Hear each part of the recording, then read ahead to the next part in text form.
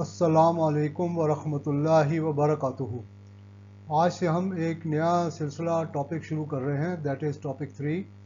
और इसमें हमारा पहला जो है that is explaining the cash book, और इसके ऊपर एमसीक्यूज़ वगैरह हैं, तो काइंडली इसको ज़रा फॉलो करें। फर्स्ट हमारी स्लाइड जो है which explains the cash book is used to record receipts and payments of cash.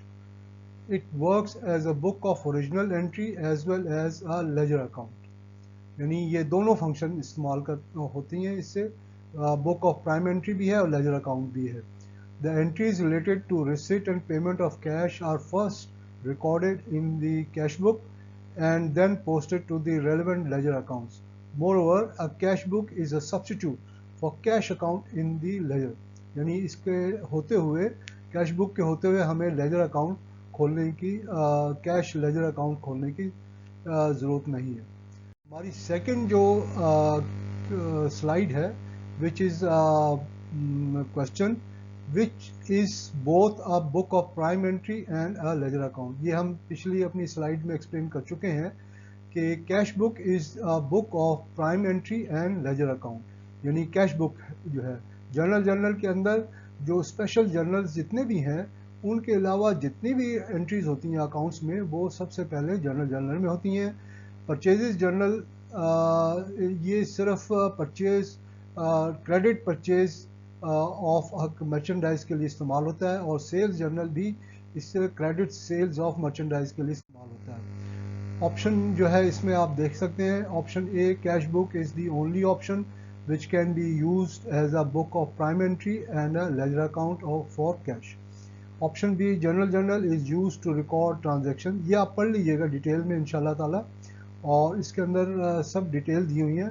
Option C is for credit purchase of merchandise, and option D is used to record credit sale of merchandise.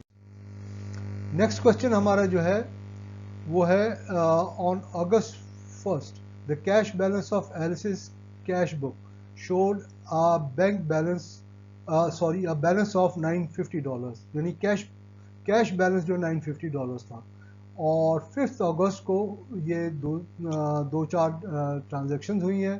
Withdraw किया cash में, उसमें bank में से withdraw हुआ, तो naturally bank में से cash withdraw होके कैश अकाउंट में ये ऐड हो जाएगा। और paid motor expenses in cash $75, तो ये कैश में से ये लेस होगा। अब वो कैश बैलेंस मालूम करना चाह रहे हैं, तो ये नेक्स्ट स्लाइड में ये एक्सप्लेन किया जा रहा है। कैश बैलेंस $950 था, और उसमें से बैंक में से $250 जो विड्रॉ किए गए वो कैश बैलेंस में ऐड हो जाएंगे। दैट इज़ हमारा कैश बैलेंस जो है वो $1200 हो गया, और एक्सपेंसेस $75 जो मोटर के गाड़ी के लिए इस्तेमाल दिए हैं, उसमें वो लेस हो जाएगा कैश, और बैलेंस हमारा 1125 ये कैश बैलेंस हमारे कैश बुक में दिखाई देना चाहिए। नेक्स्ट क्वेश्चन इज 1 मई को 2007 द बैंक कॉलम ऑफ, अब यहाँ पे बैंक कॉलम है, ठीक है, शोड एंड ओवरड्राफ्ट होता है जबकि लोन लिया होता है बैंक से। जब लोन लिया होता है तो ओवरड्राफ्ट कहलाता है, और ये बैंक के अकाउंट में क्रेडिट बैलेंस आना चाहिए। और on 2 May the following transactions took place.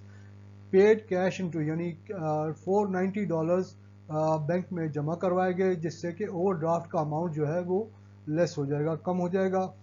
और इसी में से बैंक में से $20 जो है वो स्टेशनरी के लिए इस्तेमाल के लिए लिए, तो अब बैंक का बैलेंस जो है वो कम हो जाएगा।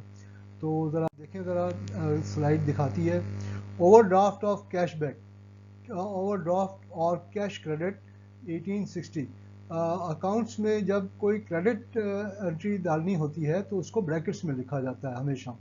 जब भी कोई ब्रैकेट में दिया हो means that is a credit entry. तो कैश का अगर क्रेडिट या बैंक का क्रेडिट है तो इसका मतलब है कि वो एक किस्म का लोन है हमारे पास। कैश डिपॉजिट इनटू बैंक, ये बैंक में हमने जमा करवाया कैश, तो बैंक का अमाउंट जो ओवरड्राफ्ट का अमाउंट है वो कम हो जाएगा, दैट इज़ अब 1370 रह जाएगा। और इसी बैंक अकाउंट में से हमने $20 जो है वो स्टेशनरी के लिए पे किए, तो अब हमारा जो बैंक का जो बैलेंस है वो $1390, यानी वो बढ़ जाएगा, वो क्रेडिट चूँकि क्रेडिट है तो वो बढ़ जाएगा।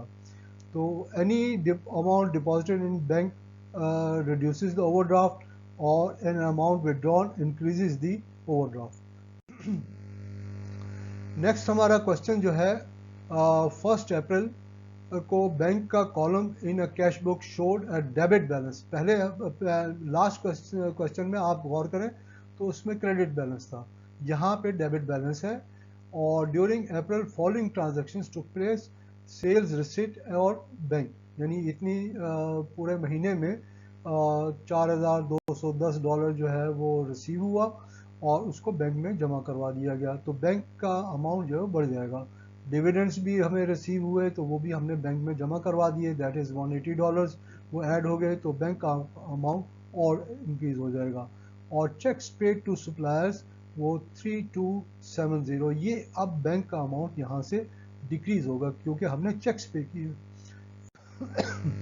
सोल्यूशन इसका जो है नेक्स्ट स्लाइड के अंदर आप देखें तो सोल्यूशन है bank balance is $150, debit balance है, सेल हमारी 4210 और डिविडेंड्स 180, तो टोटल बैंक बैलेंस जो है 4520। अब इसमें से चेक से इसको चेक्स हमने इशू किए और जो बैलेंस है वो नीचे अब आ रहा है, तो आप बिल्कुल दुरुस्त है, काइंडली आप उसको चेक कर लीजिएगा। नेक्स्ट हमारी स्लाइड जो है वो again a question, Nina received a cheque from Zafar. मुख्तलिफ किस्म के जो है ना कैश बुक के अंदर जो ट्रांजेक्शन होती हैं सबके अलग अलग एक्सरसाइजेज यहाँ पे दी हुई हैं। जफर ने नीना को चेक इशू किया और 12 अक्टूबर को वो चेक जो इशू किया था जफर ने वो रिटर्न हो गया, यानी डिसऑनर हो गया। अब वो पूछ रहे हैं कि इसकी एंट्री क्या होगी, यानी जो डिसऑनर हुआ है वो उसकी एंट्री क्या करेगी नीना अपने अकाउंट्स के अंदर। तो बैड डेट तो है नहीं, तो इसलिए डेबिट जो बैड डेट्स और बी जो बैड डेट्स है ये तो आउट ऑफ क्वेश्चन, ये तो हो ही नहीं सकता, बैड डेट तो नहीं है क्योंकि वो सिर्फ चेक जो है वो डिसऑनर हुआ है। सी भी नहीं हो सकता क्योंकि दोबारा ये बैड डेट नहीं है।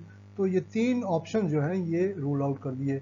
और चौथा ऑप्शन जो है हमारा वो जफर को वो डेबिट करेगा क्योंकि उसका अकाउंट रिसीवेबल रिकॉर्ड करेगा, और उसी तरीके से बैंक को वो क्रेडिट करेगा क्योंकि बैंक में से वो जो हमने पहले डेबिट कर दिया था अब उसको क्रेडिट करेंगे।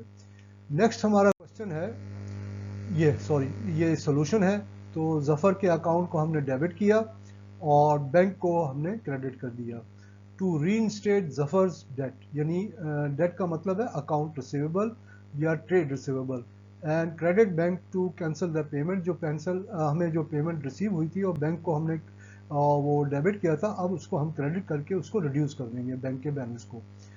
नेक्स्ट हमारा जो स्लाइड है वो ये है, purchase ledger control account contains discount received.